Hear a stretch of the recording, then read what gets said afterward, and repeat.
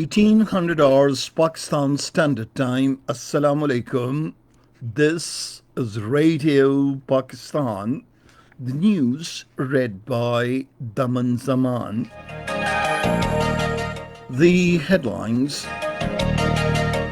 The Prime Minister, while addressing the United Nations General Assembly session, has warned that there will be no durable peace and stability in South Asia until the Jammu and Kashmir dispute is resolved. The Foreign Office spokesperson says the Prime Minister presented Pakistan's perspective on international and regional issues with explicitness, courage, wisdom and sagacity at the United Nations General Assembly session. In the Indian illegally occupied Jammu and Kashmir, the Hurriyat leadership has thanked the Prime Minister for effectively highlighting the Kashmir dispute and exposing the Indian atrocities in the held territory at the United Nations General Assembly. The Minister for Science and Technology has expressed the hope that Pakistan will soon become self-sufficient in producing medical equipment. The Lebanese Prime Minister-designate Mustafa Adib has quit from his office amid a deadlock over cabinet formation. In Nigeria, 15 security personnel have been killed in an attack of Boko Haram militants in Borno State. And now the news in detail. Prime Minister Imran Khan has warned the international community that there would be no durable peace and stability in South Asia until the Jammu and Kashmir dispute is resolved on the basis of international legitimacy. Addressing the United Nations General Assembly, he urged the United Nations Security Council to protect the Kashmiris from an impending genocide by India. The Prime Minister said India, in an attempt to divert the world's attention from its actions in Jammu and Kashmir, is upping the military ante against Pakistan. He said the United Nations Security Council must prevent a disastrous conflict and secure the implementation of its own resolutions, as it did in the case of East Timor. The Prime Minister urged the international community to prosecute the Indian civil and military personnel involved in state terrorism and serious crimes against humanity in the Indian illegally occupied Jammu and Kashmir. He asked the global community to investigate the grave human rights violations being perpetrated with complete impunity in the Indian illegally occupied Jammu and Kashmir by the Indian occupation forces. The Prime Minister categorically said any attempt by the fascist totalitarian RSS-led Indian government to aggress against Pakistan will be met by a nation that will fight for its freedom to the end. He further said Kashmiris are fighting for a just cause and generation after generation have laid down their lives to rid themselves of the Indian occupation. Imran Khan said the government and the people of Pakistan are committed to standing by and supporting the Kashmiri brothers and sisters in the legitimate struggle for their inalienable right to self-determination. The Foreign Office spokesperson Zahid Hafiz Chaudhry says the Prime Minister Imran Khan presented Pakistan's perspective on international and regional issues with explicitness, courage, wisdom and sagacity at the United Nations General Assembly's 75th session. In a statement about the Prime Minister's address at the United Nations General Assembly's session, the spokesperson said the Prime Minister elaborated his government's vision of building a new Pakistan on the pattern of the state of Medina. He said the Prime Minister presented the Kashmir issue convincingly and comprehensively, pointing out that the Indian aggression and state terrorism and stressing for fulfillment of the promises of Kashmiris' rights and plebiscites.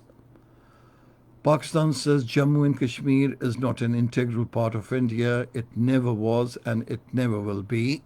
Exercising Pakistan's right of reply to the statement by the representative of India at the United Nations General Assembly session, Pakistan's representative Zulkarnain China said India has no claim to Jammu and Kashmir than that of a military occupier.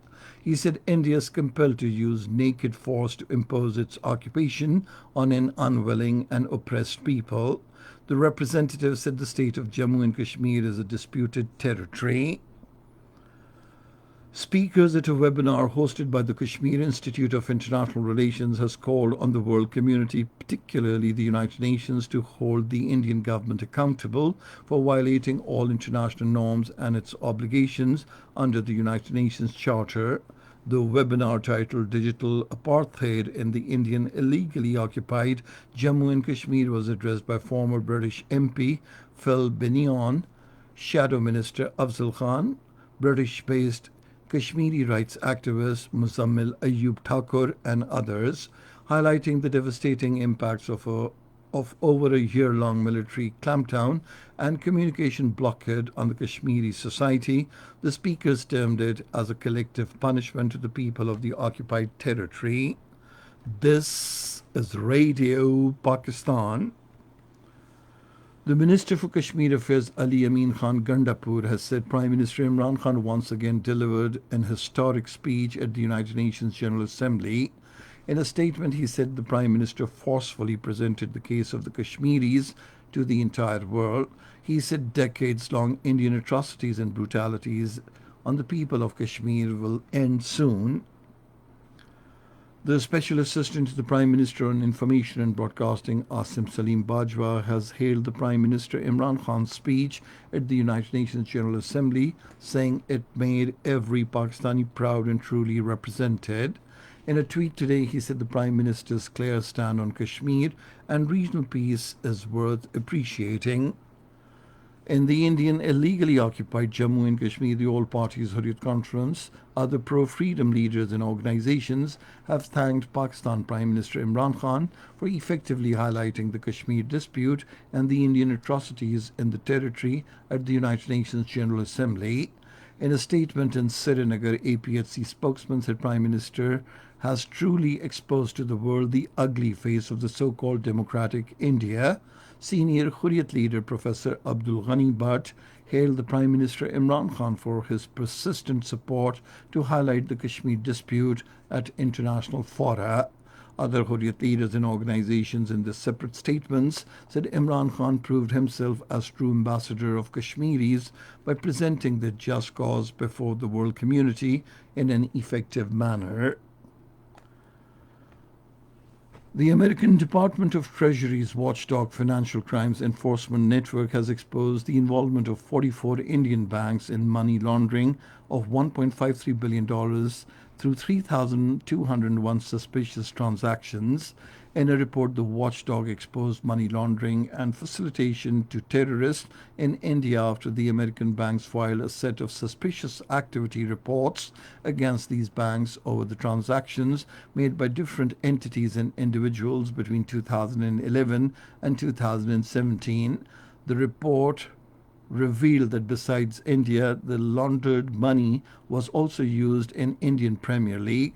The Indian banks have reportedly facilitated money launderers for their wrongdoings through gold and diamonds.